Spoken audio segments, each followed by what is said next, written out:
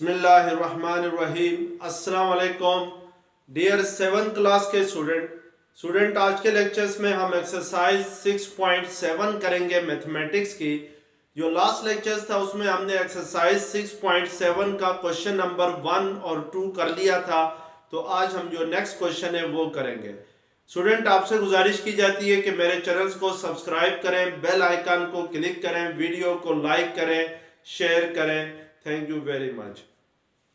Exercise 6.7 के अंदर जो मेन टॉपिक था वो आपके पास सीक्वेंस का टॉपिक है। तो लास्ट लेक्चर्स में स्टूडेंट मैंने आप लोगों को सीक्वेंस की डेफिनेशन लिखवाई थी और सीक्वेंस में जो रूल यूज होता है किसी सीक्वेंस के में, तो उसके बारे में भी बताया था। तो सीक्वेंस एक्चुअली किससे कहते हैं कि an arrangement of numbers in a certain order is called sequence. यानी अगर हम कुछ नंबर्स को एक खास ऑर्डर में तरतीब दे दें तो वो क्या कहलाते हैं, वो क्या कहलाती है कि सीक्वेंस कहलाती है। तो ये लास्ट लेक्चर्स में हमने पढ़ लिया था। तो आज हम क्वेश्चन नंबर 3 करेंगे। क्वेश्चन नंबर 3 आपके सामने है, identify the following triangular pattern and complete the table. आपके पास यहाँ पर ट्रायंगुलर सीक्वेंस गिवन है। ट्रायंगुलर सीक्वेंस को student in other words pattern भी कहा जाता है। ये दोनों नाम किसके हैं? सीक्वेंस के हैं। तो यहाँ पे नीचे कुछ 3 ट्रायंगल्स आपके पास गिवन है एक खास ऑर्डर में। तो आपसे सबसे पहले कह रहा है कि इनमें जो पैटर्न यूज हुआ है इन तीनों ट्रायंगल्स को बनाने के लिए उसको आइडेंटिफाई करें और फिर उसके बाद इस टेबल को फिल करें और इसके बाद ये 3 पार्ट्स हैं, इनके आपने आंसर देने हैं। तो सबसे पहले हम सबसे फर्स्ट ट्रायंगल देखते हैं। तो फर्स्ट ट्रायंगल में 3 लाइंस आ रही हैं और 1 ट्रायंगल है। इसका मतलब है स्टूडेंट कि यहाँ पर 3 लाइंस यूज हो रही है, तो इसका मतलब है कि 3 लाइनें मिलकर एक ट्रायंगल बनाती हैं। यानी फर्स्ट ट्रायंगल के अंदर लाइन 3 है और ट्रायंगल कितनी है? 1 है। इसी तरीके से सेकंड ट्रायंगल्स में जो लाइंस है वो 5 है। जैसे ये 1 लाइन हुई, ये सेकंड लाइन हुई, ये थर्ड लाइन हुई, ये फोर्थ लाइन हुई and this will be 5th line. और जो ट्रायंगल्स बन रही है वो कितनी बन रही है? वो आपके पास 2 ट्रायंगल्स बन रही है। यानी ये फर्स्ट ट्रायंगल हुई और ये सेकंड ट्रायंगल हुई। अगर मैं इसमें से एक ट्रायंगल को फिल करूं तो ये आपके पास 2 ट्रायंगल्स हुई। इसी तरीके से थर्ड ट्रायंगल्स के अंदर 7 लाइंस गिवन है और 3 ट्रायंगल्स गिवन है। यानी इसका मतलब यह है कि 7 लाइनें मिलकर 3 ट्रायंगल्स बनाती हैं। जैसे आपके पास ये फर्स्ट लाइन हुई, ये सेकंड लाइन हुई, ये थर्ड लाइन हुई, यहां से लेकर यहां तक ये फोर्थ लाइन हुई, ये 5th लाइन हुई, ये 6th लाइन हुई और ये जो ब्लैक कलर की मैंने बनाई है ये 7th लाइनें हुई। इट मींस कि ये जो 7 लाइनें हैं ये मिलके आपके पास 3 ट्रायंगल बनाती है। तो फर्स्ट ट्रायंगल ये वाली हुई, फर्स्ट ट्रायंगल, सेकंड ट्रायंगल ये वाली हुई आपके पास और थर्ड ट्रायंगल ये वाली ट्रायंगल थर्ड ट्रायंगल हुई। तो इसका मतलब है कि यहां पर जो आपके पास पैटर्न यूज हो रहा है ट्रायंगुलर पैटर्न, वो ये है कि 3 लाइनें होंगी तो एक ट्रायंगल होगी। इसका मतलब है कि 3 लाइनें होंगी तो एक ट्रायंगल होगी, 5 लाइन होंगी तो 2 ट्रायंगल्स होंगी, 7 लाइन होंगी तो 3 ट्रायंगल्स होंगी। अब यहाँ पे देखें स्टूडेंट के जो लाइन नंबर ऑफ लाइंस है ये इंक्रीज कर रही है 2 ऐड करने से। यानी 3 में 2 ऐड करें तो 5 आता है, 5 में 2 ऐड करेंगे तो 7 आता है। तो इसका मतलब है कि 3 लाइनें मिलकर एक ट्रायंगल बनाती हैं, 5 लाइनें मिलकर 2 ट्रायंगल्स बनाती हैं, 7 लाइनें मिलकर 3 ट्रायंगल्स बनाती हैं। तो इन तीनों को आपने देखते हुए नीचे जो पैटर्न है उसको फिल करना है। तो जो टेबल है उसको फिल करना है इस पैटर्न को यूज करते हुए। तो टेबल के फर्स्ट रो में आपके पास नंबर ऑफ ट्रायंगल्स गिवन है जिसको इसने कैपिटल टी के साथ रिप्रेजेंट किया है। फर्स्ट कॉलम में 1 है, सेकंड कॉलम में ट्रायंगल्स 2 है, थर्ड कॉलम में ट्रायंगल्स 3 है, फोर्थ कॉलम में ट्रायंगल्स 4 है, फिफ्थ कॉलम में ट्रायंगल्स 5 है। और number of lines second row में इसने नंबर ऑफ लाइंस के लिए बनाई है और नंबर ऑफ लाइंस को कैपिटल एल से रिप्रेजेंट किया है। अब हमने इन तीनों फिगर्स को देखकर बताना है कि अगर ट्रायंगल 1 होंगी तो लाइनें कितनी होंगी? 3 होंगी। तो लाइंस की रो में हमने 3 लिखना है। इसी तरीके से अगर 2 ट्राइंगल्स होंगी तो नंबर ऑफ लाइंस कितनी होंगी, 5 होंगी, यानी 5 लाइनें मिलकर 2 ट्राइंगल्स बनाती है। इसी तरीके से 3 ट्राइंगल्स होंगी तो नंबर ऑफ लाइंस कितनी होंगी, 7 होंगी। इसका मतलब है कि 7 ट्राइंगल्स मिलकर कितनी 7 लाइंस मिलकर कितनी ट्राइंगल्स बनाती हैं, 3 ट्राइंगल्स बनाती हैं। इसी तरीके से हमने ये बताना है कि अगर ट्राइंगल्स 4 हो गई तो फिर नंबर ऑफ लाइंस कितनी होंगी, और ट्राइंगल्स 5 होंगी तो नंबर ऑफ लाइंस कितनी होंगी। अब यहां पर आप देखें स्टूडेंट की जो नंबर ऑफ लाइंस इंक्रीज कर रही है वो 2 ऐड करने से इंक्रीज कर रही है, यानी 3 में 2 ऐड करें तो 5 आता है, 5 में 2 ऐड करें तो 7 आता है, 7 में 2 ऐड करेंगे तो क्या आएगा, 9 आएगा। तो इट मींस के नंबर ऑफ ट्राइंगल्स अगर 4 होंगी तो फिर नंबर ऑफ लाइंस कितनी होंगी, 9 होंगी। इसी तरीके से 9 में 2 ऐड करें तो क्या आता है, 11 आता है। तो इसका मतलब यह है कि अगर नंबर ऑफ ट्राइंगल्स 5 होंगी तो 5 ट्राइंगल्स कितनी लाइनें मिलकर बनाएंगी, 11 लाइंस मिलकर 5 ट्राइंगल्स बनाएंगी। तो इस तरीके से हम इस टेबल को क्या करेंगे, फिल करेंगे। अब इन पार्ट्स का आपने आंसर भी देना है। फर्स्ट पार्ट है पार्ट ए है right the rule in words, यानी यहां पर जो रूल यूज हुआ है उसको वर्ड्स में लिखना है। रूल्स मींस के ट्राइंगल और लाइंस के दरमियान जो रिलेशन है उसको आपने वर्ड्स में लिखना है। अब यहां पे इसको वर्ड्स में लिखने के लिए यहां पे देखें, अगर फर्स्ट ट्राइंगल को देखें तो फर्स्ट ट्राइंगल्स में लाइनें कितनी है, 3 है, और ट्राइंगल्स कितनी है, 1 है। इसका मतलब है कि जो लाइंस है वो 2 टाइम्स ऑफ ट्राइंगल प्लस 1 के इक्वल है। यानी मैं अगर ट्राइंगल्स को 2 से मल्टीप्लाई करता हूं और उसमें 1 प्लस करता हूं तो मेरे पास lines of number of lines आती है। तो इसको क्योंकि वर्ड्स में आपने लिखना है तो इसके लिए number of line is equal to, हम क्या लिखेंगे कि number of line is equal to 2 times of number of triangle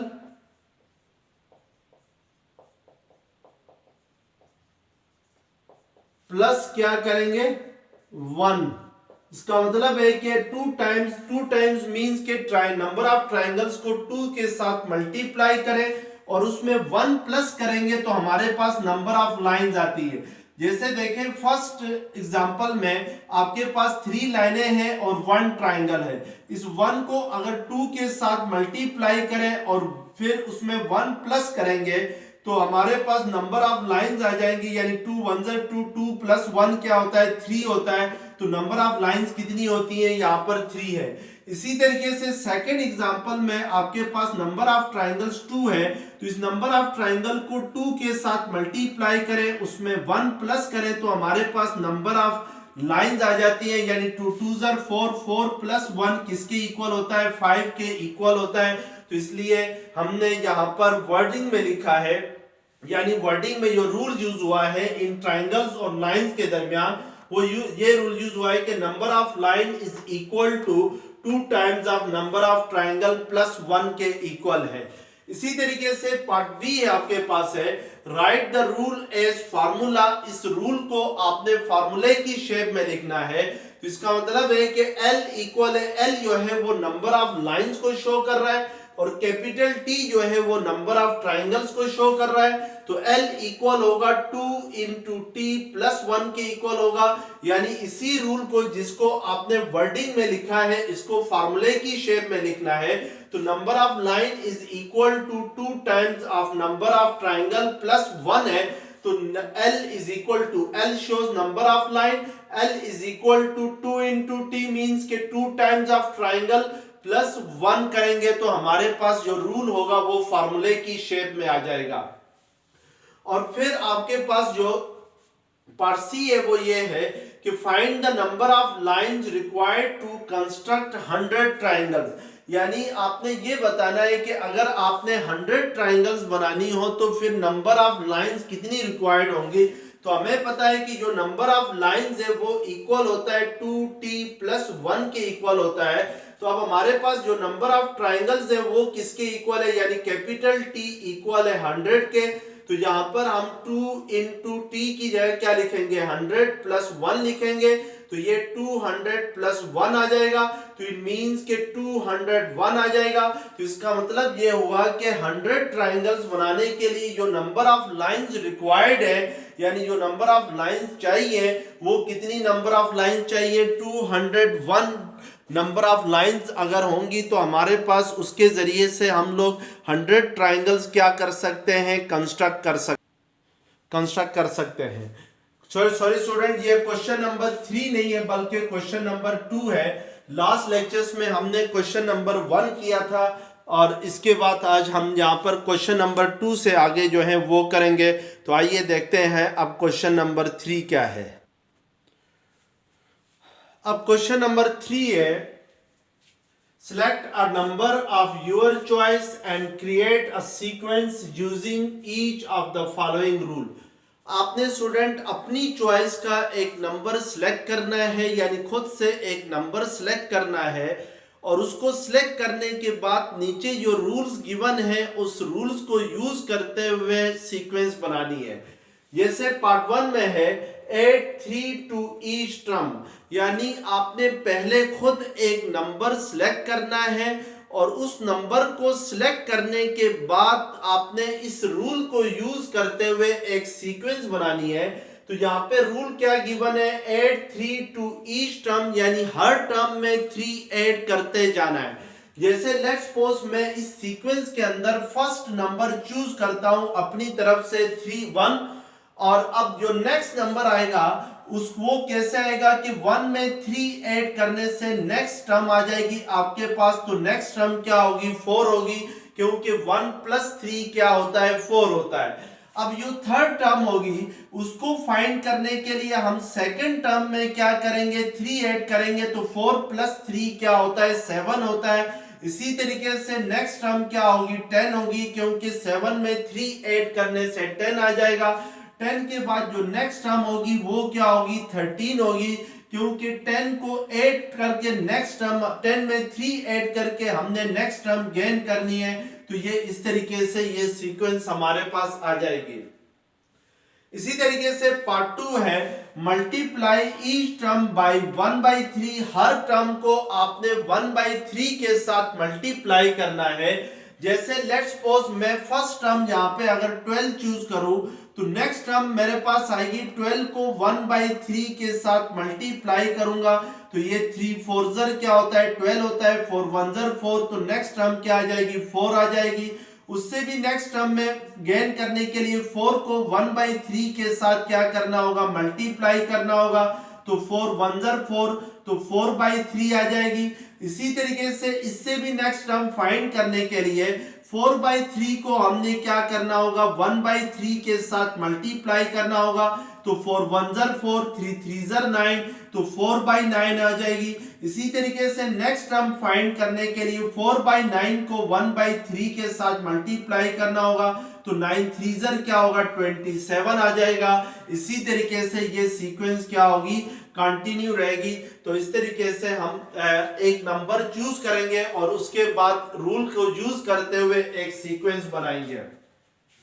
अब पार्ट 3 में आपके पास है सब्ट्रैक्ट -2 फ्रॉम ईच टर्म, यानी ईच हर टर्म से -2 को सब्ट्रैक्ट करना है।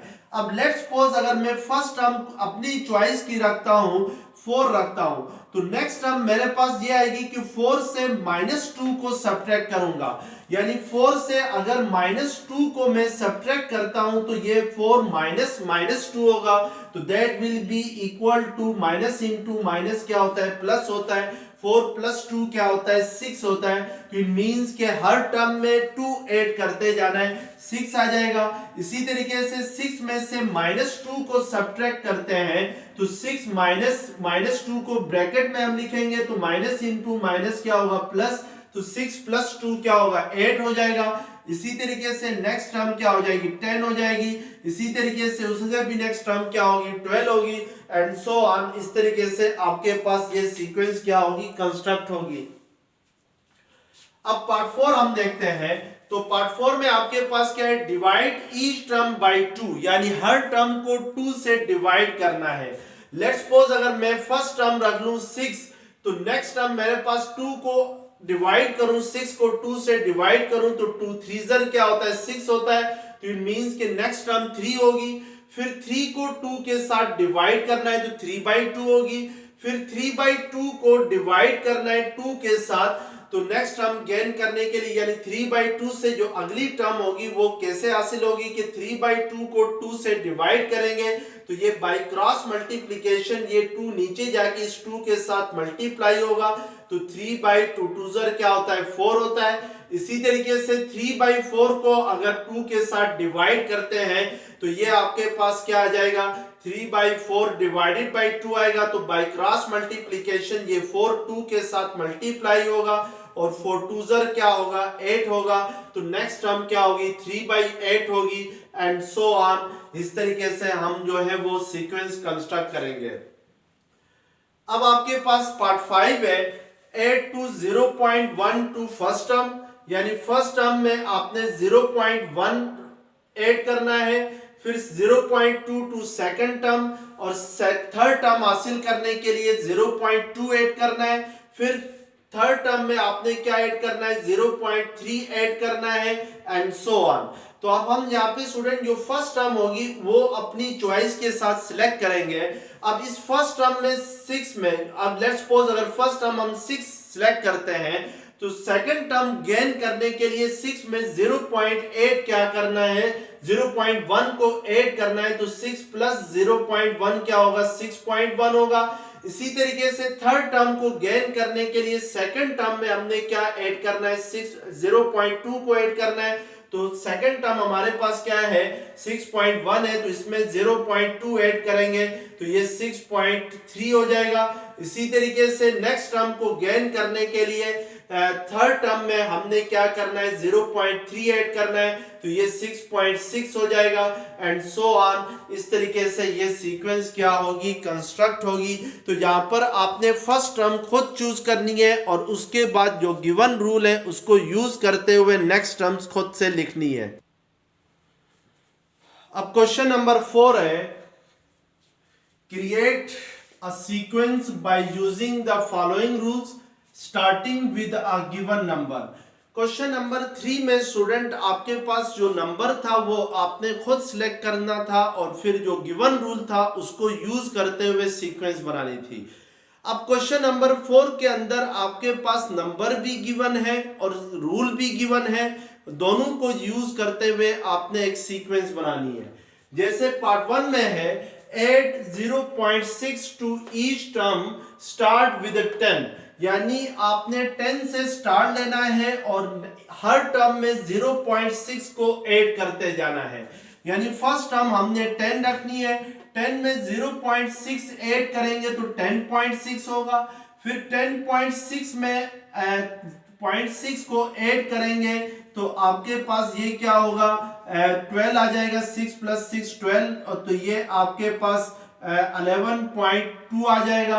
इसी तरीके से 11.2 में 6 ऐड करेंगे तो आपके पास ये आ जाएगा 11.8 आ जाएगा। इसी तरीके से नेक्स्ट टर्म गेन करने के लिए 11.8 में आपने 0.6 को क्या करना होगा, ऐड करना होगा।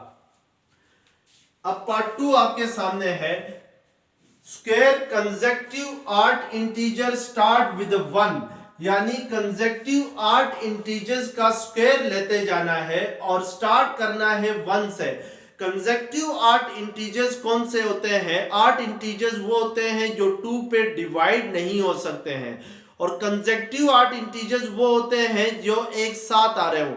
जैसे 1 का कंसेक्यूटिव 8 इंटीजर 3 है, 3 का 5 है, 5 का 7 है, क्योंकि ये एक साथ है, ये कंसेक्यूटिव 8 इंटीजर्स होंगे। 5 के बाद अगला कंसेक्यूटिव 8 इंटीजर 7 है, 7 के बाद 9 है। अब आपने एक ऐसी सीक्वेंस बनानी है जिसमें कंसेक्यूटिव 8 इंटीजर्स का स्क्वायर लेते जाना है। तो 1 का स्क्वायर 1 ही होता है, 3 का स्क्वायर करूं तो ये 9 के इक्वल होता है, यानी सेकंड कंसेक्यूटिव ऑड इंटीजर 3 है तो 3 का स्क्वायर 9 होता है।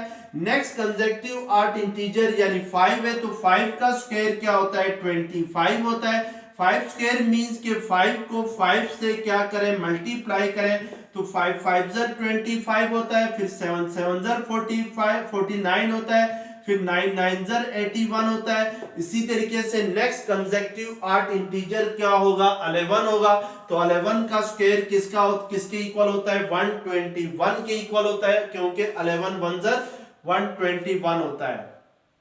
अब पार्ट 3 आपके पास है add 1/2 to each term start with 12, यानी आपने 12 से स्टार्ट लेना है और हर टर्म में 1/2 को ऐड करते जाना है। अब स्टूडेंट 1/2 जो होता है वो अगर पॉइंट की फॉर्म में लिखें तो वो 0.5 के इक्वल होता है। तो इसका मतलब है कि 12 से नेक्स्ट टर्म गेन करने के लिए 12 में 0.5 ऐड करना होगा। अब 12.5 में अगर 0.5 को मजीद ऐड करते हैं तो ये आपके पास 13 हो जाता है, फिर 0.5 ऐड करते हैं तो ये 13.5 होता है, एंड सो ऑन। या आप 12 लिखें, फिर 12 में आपने 1/2 को ऐड करना है तो 12 प्लस 1/2 करते हैं तो ये 2 एलसीएम आएगा, 2 12 ज़र 24 प्लस 1 यानी 25/2 हो जाएगा, विच इज अगेन 12.5 होता है। यानी हमने 12 लिखना है, नेक्स्ट 25/2 आएगा, फिर 25/2 में 2 ऐड करेंगे तो आपके पास ये आ जाएगा 25 में 1/2 को ऐड करते हैं तो 2 5 ज़र 10, 2 2 ज़र 4 प्लस 1 5 50 प्लस 1 होगा तो 51/2 होगा। इसी तरीके से नेक्स्ट टर्म आती जाएगी तो ये आपके पास क्या हो जाएगा सीक्वेंस बनती जाएगी और 1/2 ऐड होता जाएगा। अब पार्ट 4 में आपने क्या करना है, cube consecutive even integer start with 2, यानी 2 से स्टार्ट लेना है और कंसेक्यूटिव इवन इंटीजर्स का क्यूब लेना है। क्यूब कहते हैं स्टूडेंट के किसी नंबर को 3 टाइम अगर आपस में मल्टीप्लाई करें तो दैट इज कॉल्ड क्यूब। और कंसेक्यूटिव इवन इंटीजर्स वो होंगे जो एक दूसरे के साथ आते होंगे, जैसे 2 है 4 है 6 है 8 है, these are consecutive even integer. 2 का क्यूब होता है 8 होता है, यानी 2 क्यूब मींस के 2 into 2 into 2, 2 2 ज़र 4 4 2 ज़र 8। 8 के बाद नेक्स्ट आपके पास कंसेक्यूटिव इवन इंटीजर 4 है, 4 का क्यूब 64 होता है, फिर 6 है तो 6 का क्यूब होता है 6 6 ज़र 36, यानी 6 को 3 टाइम मल्टीप्लाई करना है, 36 6 ज़र 6 6 ज़र 36, 2 3 कैरी गया, 6 3 ज़र 18, 18 प्लस 2 20 321 तो 216 होगा, तो एंड सो ऑन। तो ये आपके पास कंसेक्यूटिव इवन इंटीजर्स का क्या होगा क्यूब होगा। तो इस तरीके से आपने इस सीक्वेंस को खुद से कंस्ट्रक्ट करना है। पार्ट 5 है divide each term by 4 start with 4, यानी आपने 4 से स्टार्ट लेना है और हर टर्म को गेन करना है बाय डिवाइडिंग 4, यानी 4 को अगर 4 से डिवाइड करें तो हमारे पास क्या आता है 1 आता है, तो नेक्स्ट 4 के बाद नेक्स्ट टर्म 1 होगी।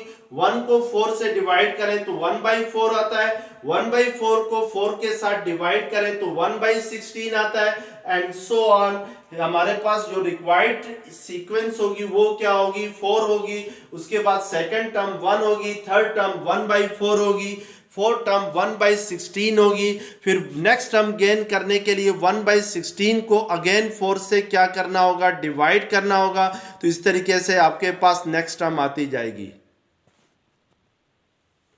अब क्वेश्चन नंबर 5 है find first 5 terms of the sequence when it's general term is, और इसका पार्ट 1 है 2n+1 है।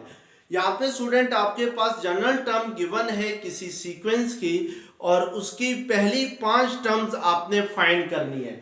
जैसे पार्ट 1 में आपके पास जनरल टर्म है 2n+1 है और इस सीक्वेंस की आपने फर्स्ट 5 टर्म्स फाइंड करनी है। फर्स्ट 5 टर्म्स फाइंड करने के लिए यहां पर हम जो n है इसको वेरी करेंगे, यानी n फर्स्ट टर्म में 1 रखेंगे, सेकंड टर्म के लिए 2 रखेंगे, 3 रखेंगे, 4 5 रखेंगे लास्ट टर्म के लिए। अब हम स्टूडेंट n1 रखते हैं तो हमारे पास first term of the sequence आएगी, जैसे 2n+1 है तो 2n+1 में अगर n1 रखें तो हमारे पास first term of the sequence आएगी 2 into 1+1, 2 1 2 प्लस 1 क्या होगा 3 होगा, तो इट मींस कि first term of the sequence 3 होगी। इसी तरीके से n2 रखेंगे तो first term second term of the sequence आएगी इस जनरल टर्म के अंदर इस n की जगह, यानी 2n+1 है तो n को हम रिप्लेस करेंगे 2 से, तो 2 2 4, 4 प्लस 1 क्या होगा 5 होगा, तो इट मींस कि सेकंड टर्म आपके पास क्या आ जाएगी 5 आ जाएगी। इसी तरीके से थर्ड टर्म फाइंड करने के लिए इस n की जगह हम क्या रखेंगे 3 रखेंगे, तो ये 3 2 क्या होगा 6 होगा, और 6 प्लस 1 क्या होता है 7 होता है, तो इट मींस कि जो थर्ड टर्म होगी वो क्या होगी 7 होगी। इसी तरीके से नेक्स्ट टर्म के लिए 4 रखेंगे, n की जगह 2 4 8, 8 प्लस 1 9, और फिफ्थ टर्म फाइंड करने के लिए n की जगह 5 रखेंगे, 2 5 10, 10 प्लस 1 क्या होगा 11 होगा। तो इस तरीके से हम जो है वो नेक्स्ट टर्म फाइंड करते जाएंगे। और अब इसका पार्ट 2 आपके सामने है, x² - 1 है, यानी आपके पास जो जनरल टर्म है वो है x² - 1। आपने फर्स्ट 5 टर्म्स फाइंड करनी है, तो x आपने लेना है 1 2 3 4 5। अब अगर x 1 रखें तो हमारे पास सीक्वेंस है x² - 1 है, तो x अगर 1 रखेंगे इसमें तो 1 का स्क्वायर -1 होगा, तो 1 का स्क्वायर 1 होता है, तो 1 - 1 क्या होता है 0 होता है, तो इट मींस कि फर्स्ट टर्म क्या होगी 0 होगी। इसी तरीके से सेकंड टर्म फाइंड करने के लिए इस सीक्वेंस की जो जनरल टर्म है x² - 1, इसमें x को हम रिप्लेस करेंगे 2 के साथ, तो ये 2 का स्क्वायर -1 आ जाएगा, 2 का स्क्वायर 4, 4 - 1 क्या होता है 3 होता है, तो इट मींस कि second term of the sequence 3 आएगी। इसी तरीके से नेक्स्ट टर्म फाइंड करने के लिए यानी थर्ड टर्म फाइंड करने के लिए x को रिप्लेस करेंगे 3 के साथ, तो ये 3 का स्क्वायर क्या होता है 9, 9 - 1 क्या होता है 8 होता है, तो इट मींस के नेक्स्ट टर्म 8 होगी। इसी तरीके से 4 रखेंगे तो 4 4 16, 16 - 1 क्या होता है 15, 5 रखेंगे तो 5 5 25, 25 - 1 क्या होता है 24 होता है। तो इस तरीके से हम फर्स्ट 5 टर्म फाइंड करेंगे, यहाँ पर x को वेरी करके x को वेरी करना है 1 से लेकर 5 तक के लिए। अब क्वेश्चन नंबर 6 हम देखते हैं, तो क्वेश्चन नंबर 6 हमारे सामने है कि given that 3y + 4 is general term of a sequence, find इस पार्ट 1 है 7th टर्म एंड पार्ट 2 है 10th टर्म। हमारे पास एक सीक्वेंस है जिसकी जनरल टर्म हमें गिवन है। जनरल टर्म क्या है उस सीक्वेंस की, वो है 3y + 4 है। अब हमसे कह रहा है कि 7th term of the sequence find करें, यानी इसकी 7th टर्म क्या होगी। तो 7th टर्म फाइंड करने के लिए हम ये जो सीक्वेंस के अंदर y है इसकी जगह क्या रखेंगे 7 रखेंगे, तो ये 3y + 4 है, तो जनरल टर्म 3y + 4 है, तो y को रिप्लेस करेंगे 7 से और +4 एज इट इज रखेंगे, तो 3 7 21 + 4, तो 21 + 4 क्या होगा 21 + 4 जो होता है 25 के इक्वल होता है। तो इट मींस कि 7th term of the sequence क्या आ जाएगी, वो आ जाएगी आपके पास 25 आ जाएगी। तो इस तरीके से हम 7th टर्म फाइंड करेंगे। अब पार्ट 2 में 10th टर्म फाइंड करनी है, तो इस जनरल टर्म के अंदर हम 10 y को रिप्लेस करेंगे 10 से, तो 3y की जगह 3 × 10 + 4 आ जाएगा, 3 10 30, 30 + 4 क्या होता है 34 होता है। तो इट मींस कि 10th term of the sequence जो होगी वो क्या होगी, वो आपके पास 34 होगी। तो ये आपके पास पार्ट 2 होगा और यहाँ पर ये आपके पास पार्ट 1 होगा। तो इस तरीके से हम लोग 7th टर्म और 10th term of the sequence क्या करेंगे फाइंड करेंगे by replacing y by 7 and 10th।